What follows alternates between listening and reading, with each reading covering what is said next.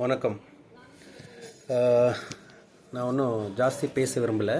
என்ன சொல்லணும்னா, இப்போது விஜய் அவர்கள் மக்களுக்கோசரம் என்ன செய்யணும்னு சொல்லிட்டு இந்த அரசியலுக்கு வந்தீங்க.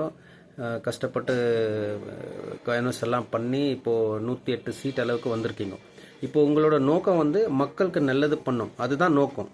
ஸோ நீங்கள் அதை விட்டு இந்த 118 சீட்டுக்கோசரம் காங்கிரஸை, பாட்டாளி மக்கள் இந்த மாதிரி சின்ன சின்னதை அப்ரோச் பண்ணுறது பதில் அண்ணாடிஎம்கேலேருந்து ஒரு 10-15 சீட்டோ எடுத்து நீங்கள் சிஎம் பதவி ஏற்றுக்கோங்க. சிஎம் பதவி ஏற்றுன்னு உங்களுக்கு நல்லது என்ன தோணும் இந்த அரசியலுக்கு வந்தீங்களோ அதை செய்ய ஆரம்பிங்க. அதை விட்டுட்டு அங்கே இங்கே அழிஞ்சிக்கின்னு கவர்னரை பார்த்துக்கின்னு காங்கிரஸை பிடிச்சிக்கின்னு 5 சீட்டை பிடிச்சின்னு சின்ன சின்ன பார்ட்டிங்களை பிடிச்சின்னு போகிறதுல இது உங்களுக்கே நீங்கள் பட்ட சிரமத்துக்கெல்லாம் ஒரு அர்த்தம் இல்லாத இருக்குது இது.